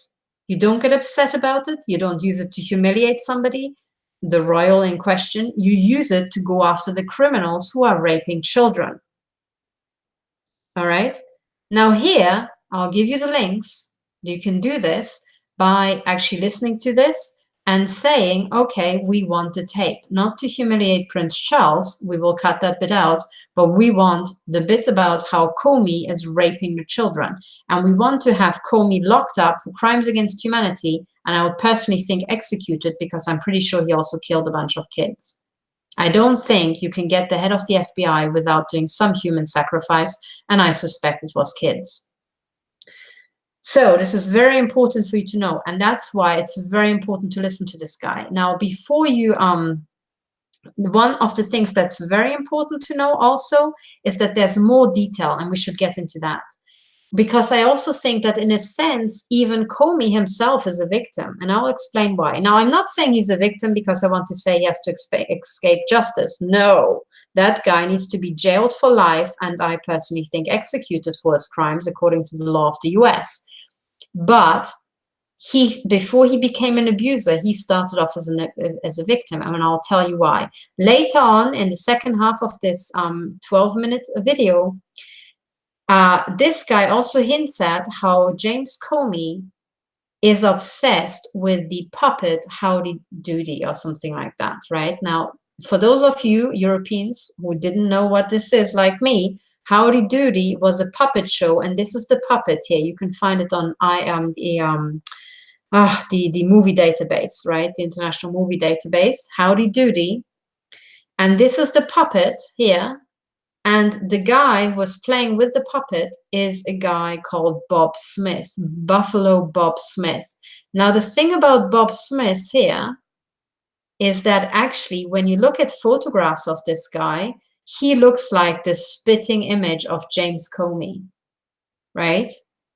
You have to see this guy in video but the eyebrows, the face, everything looks like James Comey. And YouTubers have been pointing this out. Now, when you look at this image from the show, and the fact that the movie database, right, has chosen this, well, you can see the Illuminati card game right here, right? And where there's a puppet master, right? Now you have the Illuminati card game, you have a puppet with a puppet master, and you have the supposed puppet master here who's always going with the puppet, right? Look like the spitting image of another puppet master, which is the head of the FBI. Coincidence? Absolutely not. It is an Illuminati card game. Now the Illuminati, the very bloodthirsty militaristic branch of the Masons, are, of course, a sex and death cult. So when you have sex, you have children. When you have sex rituals, you also generate, produce children. So in other words, what I'm saying is it very much looks like James Comey was conceived in an Illuminati or Masonic sex ritual. His mother, I think, was impregnated by this guy. And this guy is a child entertainer. And then his son ends up to be a child rapist. Can you see the connection? Right? Puppet master has a son who is a puppet master. Father has a kids' TV show. Son is raping children. Can you see that now? Right? So this is why this is very, very important to take seriously. Now, before you think this thing is just this one lone guy who claims to have access to have seen this this FBI video footage, right? There's another former CIA agent here called Steve Pieczenik. I hope I pronounced his surname correctly, who is also making references, talking about James Comey, bad little boy, FBI fraud, needs spanking, smiley face, is what he's putting into his video. And it shows Howdy, Doody, and Bob Smith, right? And when I don't want to violate the copyright of this guy, but I hope I can show still images. This is Howdy Doody, a bit creepy, right? This is Bob Smith. But the ironic thing is people and children loved Bob Smith because he came across like such a kind character. So he played a super kind, super funky, super lovely guy, right? But anyway, so this goes into the Mueller report. But anyway, I would take this very seriously because remember what I said about the NATO logo is the two-facedness. This is actually in reverse. This is not a defense alliance. It's an attack alliance committing a genocide in Europe and the US, right? The same here with the double-headed chicken, the two-facedness, right? The double-headed chicken and the Knights of Malta, right? The double-headed chicken above Putin, right? The two-facedness. Right? And also look how the camera has been placed on the table, showing the table reflections. The mirroring is a MK Ultra symbol as well, right? It almost indicates both Putin and Oliver Stone were MK Ultra kids. Doesn't surprise me because Putin is military intelligence, Russian military intelligence. Of course he's fucking MK Ultra as much as Sir John Scarlett is, right? Oliver Stone, Hollywood director, yeah, of course he's MK Ultra too, right? But you can see, I mean, why would a journalist put the camera down very close to the table where you can literally see these guys on the tabletop, right? Was this the best shot where you've got a big glass of water, half full or half empty, in the middle of the shot? So there's all this symbolism. And these reflections are not by surprise. So you've got the two-faced, chicken up there, and you've got the mirror images down here in the tabletop, the shiny tabletop, as much as you have the NATO backwards here. This, ladies and gentlemen, is not a coincidence. Now, I want to show you some more things because the images selected by, little boy puppets, little girl puppets here, all these images are not coincidence, right? Here's the Illuminati card game with the puppet, but also here, look, NBC television, Princess Summer, Fall, Winter, Spring, new puppet introduced into the Howdy Doody show. Puppet is underlined. Princess. Do you know princess programming in MK Ultra Monarch programming? Princess programming. Princess Summer, Fall, Winter, Spring, new puppet, right? No coincidence. And then here down here, you probably can't see it, but there's the Howdy Doody puppet, you know, flat on his back with big eyes, kind of also signaling. Anyway, but look at this, wanted. This is Bob Smith. This is Howdy Doody the puppet. $100 reward, back in the day when $100 was a lot of money. $100 reward for information leading to identification and location of the 8 children who were on the original Howdy Doody show on December 27th, 1947.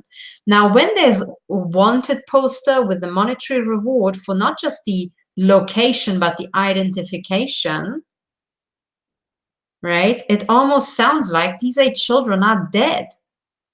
And you need to locate the bodies and identify the bodies. Creepy, no? A bit creepy. I mean, I would have written something like that, saying, hey, could the 8 children come forward? Join us again for this party. Come forward. Join us again. Have fun. No, it's leading to identification, location of the 8 children. It sounds like an FBI poster. Looking for missing children who are maybe dead. Fucking creepy, right? Now, what I'm saying in all this is I don't think Bob Smith was the nicey guy who he pretended to be. I think that was an Illuminati card game as it's shown here, right? I think in real life he too was a member, right, of the Illuminati, of the Masons, and he too was taking part in sex rituals.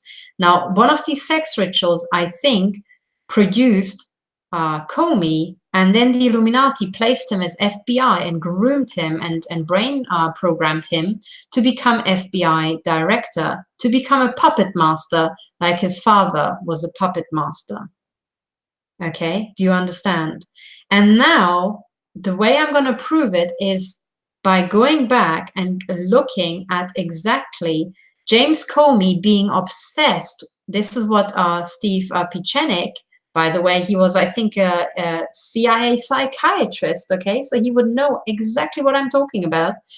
But in this report of this guy who says he saw the FBI footage, he says that James Comey is so obsessed with the character of Howdy Doody is that all the children have to dress up like Howdy Doody before they get raped. So all these children, right, get dressed up and they get the freckles like Howdy Doody has them, and they get little strings attached and they get this little outfit. And once they're in this outfit, James Comey comes in and rapes them, sodomizes them, right? And the children are the size of this puppet, okay? Now, this obsession, any sort of obsession, goes back to programming. Mind control programming. Why would they program James Comey to be obsessed with the character Howdy Doody? Well, it's because what he does, James Comey fucks the puppet, okay? By raping those children dressed up like Howdy Doody, James Comey fucks the puppet as very much like his father fucked the puppet, and probably the puppet at that time was here. There's the clue here, right? The clue, the female puppet.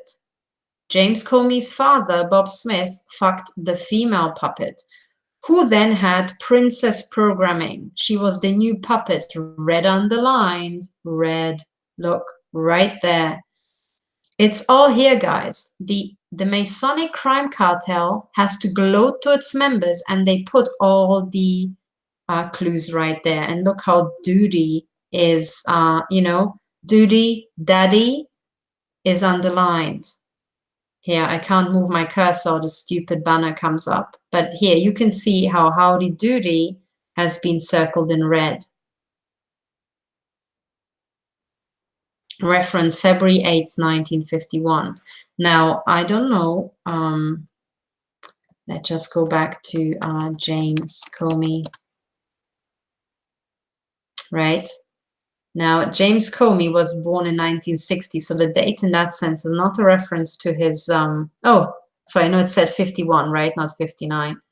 It said 51. Okay, I was wondering if the stamp here that you can see to the right, 1951, February 8th, 1951, it probably, maybe that, I would guess that too has a reference to something, but it's not the year where James Comey was conceived, because he was born in 1960. Okay.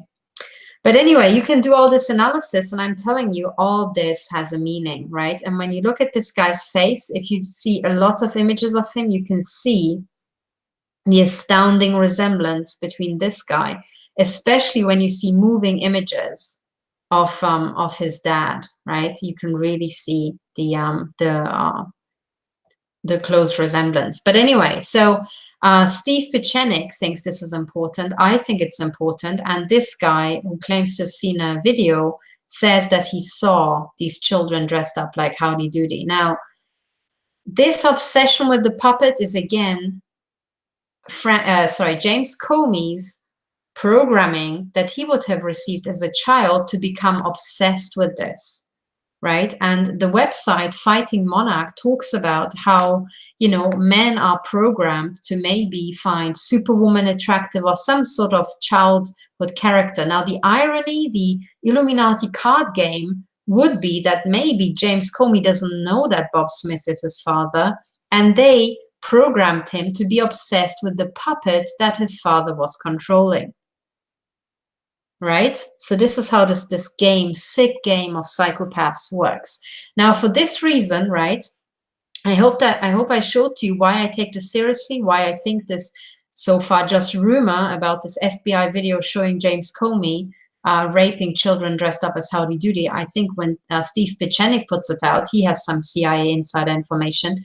I think this is pretty true, right? I more and more am inclined to believe, and also it would make sense. When I saw the similarity of Bob Smith, I was thinking, oh yeah, well, I can see that. So that's why I'm talking about it. We still have to see the video, but now I want to get on to the second half, which is this guy reporting that James Comey raped Prince Charles. When I heard that, I was not as shocked as other people might have been, for the simple reason that back in, let's see when that was, in July 2017, right, almost 2 years ago, I put out what I considered to be forensic evidence for the fact that the Illuminati want to asset strip the royals, the European royals. They want to asset strip the American billionaires and the European royals. Now, in this was the old Techno Crime Fighter Forum, episode 18. I called it National Security Warnings and 3 Masons Mafia Links. Now, in the last part, after 2 hours and 30 minutes, I think it starts somewhere here, 2 hours, 40 minutes. I'm talking about, I introduced the entire topic, so watch the whole thing. But in the last bit, I'm talking about Royal Ascot and how Royal Ascot has got covert signaling. And I'm going through all the covert signaling here, right? But then at the very end, I point out, I hope it's this episode. Maybe I just hint at it and then I analyze it in the next episode, episode 19. But hang on, Crime Fighters 19. Maybe it's this one. I go through it in great detail. Episode, oh yeah, this is it. Okay, so this is on Pinecone Utopia. Let me just check. Maybe it's in this episode where I'm analyzing Royal Ascot in great detail. No, it's not this episode. I don't think it's this one. No, it's not. But anyway, I think it's episode 18, where at the very end, or you should just find the video yourself. It was one of these Techno Crime Fighters Forum episodes. Okay, so there I'm making the point that. Let me go back. Okay, so I'm making the point that the Royal Ascot advert, oh yeah, I think this is it where I'm analyzing it. That's right. There's all this like double pillar signaling and so on. But at the very end, when you compare to the final scene of the Royal Ascot, once it's really blurred, but in the second in the year after, in 2017, Royal Ascot shows these, and I made the point, it is like when you read the whole thing, they talk about how this has been, 300 years in the making, or something like that, 200 or 300 years in the making. And I said, the final shot, it is almost like somebody looking at the royal family through a sniper rifle and then turning the focus of the eyepiece to focus in on the targets. And that's what it looks like. But you had to combine two adverts from the year 2016 and 2017 to see it. Okay, so this was my bit of forensics. And I said, as a systems analyst, I would say the cartel is going to asset strip the European royals because they want their money. And that's why the British royals are in danger. And that's why I called it national security warnings. So my task is not to humiliate the royal family. My task is to protect life, right? But also those of innocent people and victims. Now, I seriously think that they want to annihilate the royals, and after the reign of Queen Elizabeth, they want to do away with Prince Charles. And when I heard that this guy talks about how Prince Charles, or his buddy double, or whoever, is being raped by James Comey, I thought, well, that's another ring, right? That's another evidence for the ring fucking the royals hard, right? That's what I expected.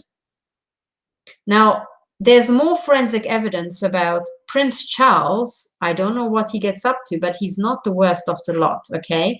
Because if you read Brice Taylor's Thanks for the Memories, okay, I draw your attention to chapter 22, right, which is about Prince Philip, Prince Charles, and Princess Di. Okay, and then she says, I was prostitute. So by the way, you can get this on archive.org. Okay, you just have to search for the hang on. This is the full text of Franklin cover-up, Johnny Gosch, CIA finders, Brice Taylor, aka Susan Ford, and Kathy O'Brien, whistleblowers on elite government pedophilia. Okay, now this is, I think, Brice Taylor here, her book. But if I look for Prince Charles.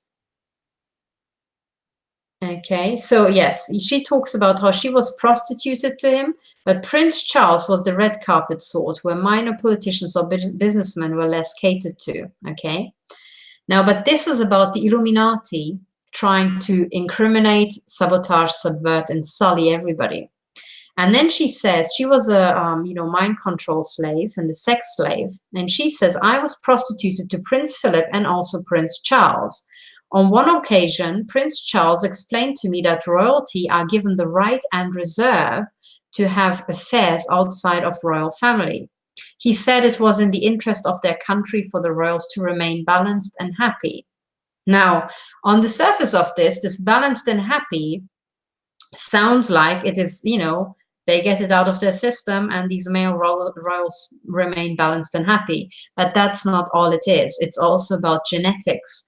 By producing offspring outside of the royal bloodlines, right, they kind of balance the degeneration, the genetic degeneration. So they produce offspring who are balanced and happy. They are not insane, right, and not cripples or something. They don't have physical illnesses. So this is what balanced and happy actually means. But anyway, and that was done by whatever means needed in order to accomplish that. Okay, so it is having sex out of the royal family. The requirement was that they were discreet and didn't get caught. Okay, so she says, I was prostituted to both Philip and Charles in Los Angeles on different occasions and was set up with them at other times in Washington, DC, London, and New York. Prince Philip thought he was God's gift to the world. He was arrogant and egotistical. Yeah, I'm sure everybody who's ever heard about Prince Philip will be really surprised by this. But then she says Charles was much different. He was quieter, more somber, and more controlled. The council told me it was important for me to form a sexual bond with him. What council is this? Is this perhaps the Council on Foreign Relations, right? The CFR? And then she says Charles liked to talk a lot in bed. He would lay on his side with his head cradled in his hand, and talk to me. He said that he was very lonely, that I never talked to him about anything of substance, and that they just didn't seem to be matched that way. He told me that they had good sex, but that was it, and that he had trouble getting her to act like a member of the royal family was supposed to act, so they could lead their country in the way it needed to be run. He said that she didn't have much depth and was much more interested in how she looked than anything else. And he said, frankly, that bores me. Okay, now. So on it goes. But what I want to say to you is that if you read between the lines, Prince Philip sounds like a psychopath, right? Prince Philip thought of him and thought he was God's gift to the world and was arrogant and egotistical. Now that sounds like a sociopath or a psychopath.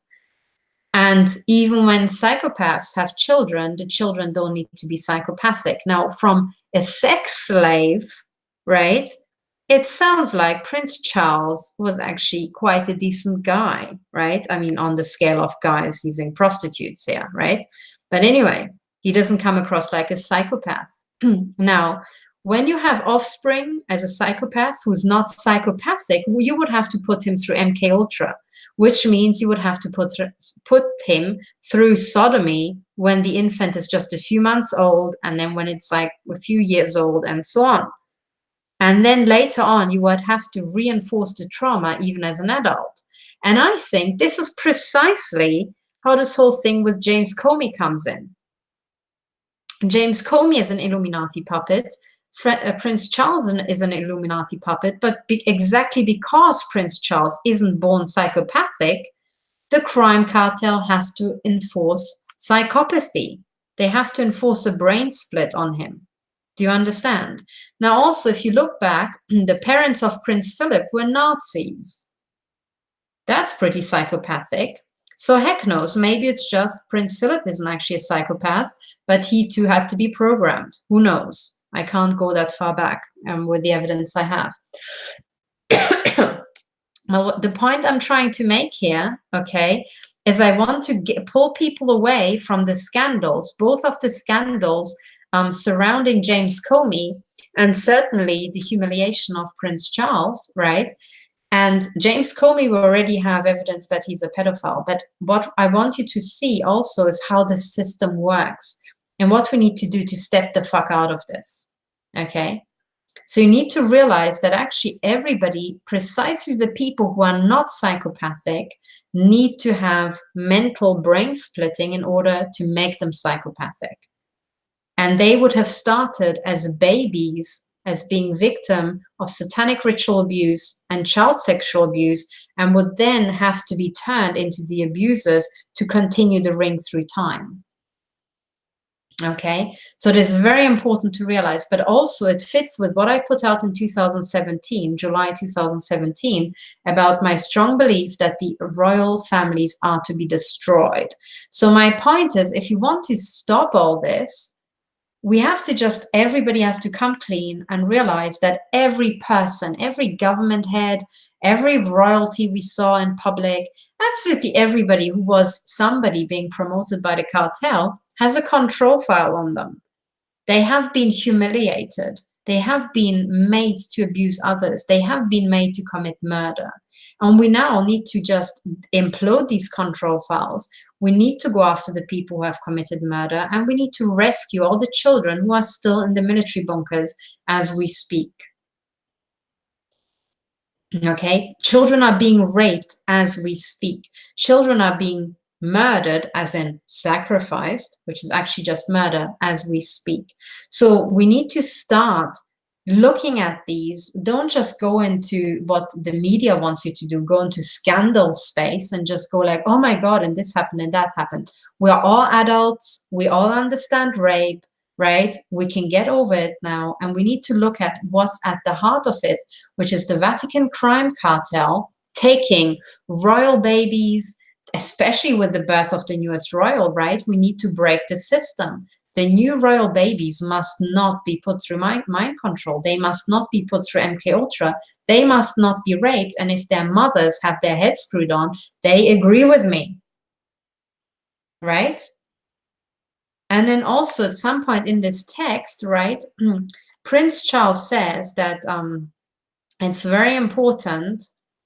Okay, here I found the passage. Let me just show you, because it also shows mind control. Okay, let me share my screen. I hope you guys can still see me and hear me. So down here, okay, it said, Charles explained to me, so here, look at this, okay? So after the first time we were together, he liked to be on top when we had sex. I don't think he knew I was a programmed slave. He just treated me like a trusted confidant, a friend, a lover, but sex was never paramount to him. Now, this guy sounds actually like a decent guy who's been abused. He doesn't sound to me like a fucking psychopath, right? Prince Philip, on the other hand, does. But Prince Charles, not really. And then he says, Charles explained to me that it was important for the royal family to have a good public image in order to wield the power they have to lead the masses. He said that if the royal family was seen as weak and unstable, it could lead to a level of chaos within English society. He said if a royal family could maintain stability through whatever means necessary, then it was good for the whole country, so said Charles. And then the next thing is the Rockefeller family set me up with Charles. And I was instructed to just be a good listener with him and to report back to what he said. And I have to tell you, both of you were tricked, because the Rockefellers had probably the hotel room bugged. They didn't need this woman to report back. They were listening to it live, right? But then Prince Charles was tricked, because frankly, what would happen to English society if the royals were seen as weak and unstable? Nothing. Fucking nothing would happen to English society. People would still go to their, to the kiosk. People would still go to Tesco and do their shop. People would still think that, all the politicians are corrupt. But what would actually happen is that with time, we would introduce a bit of honesty into public debate. And we have already seen what happens when Hollywood actors are seen as weak and unstable. They are just seen as human. Their popularity just rises because people are interested how they are dealing with the kind of stuff that everybody deals with. And this is the mind control. This is the ultimate mind control. To appear weak or unstable is a sign of weakness. No, it fucking isn't. It is a sign of strength, because you just let them see what happened. You're not embarrassed because you know it's not your fault, and you know you can face it down, and you just think, fuck this. I have a very important message, and this is the crime that is happening. And we need to shut the criminals down. We need to break the ring. We need to break the cycle. That is strength. Then the English society will be like, fuck me, what just happened? We just had a bit of honesty. Now we can move forward. That's a sign of strength. So I'm sorry, Prince Charles, but you were mind controlled to think that weak or, having been raped or being unstable is a sign of weakness. No, it fucking isn't. When people found out that Princess Di had bulimia, it made her human. Her popularity just exploded because so many women have bulimia, So it's nothing. This is nonsense.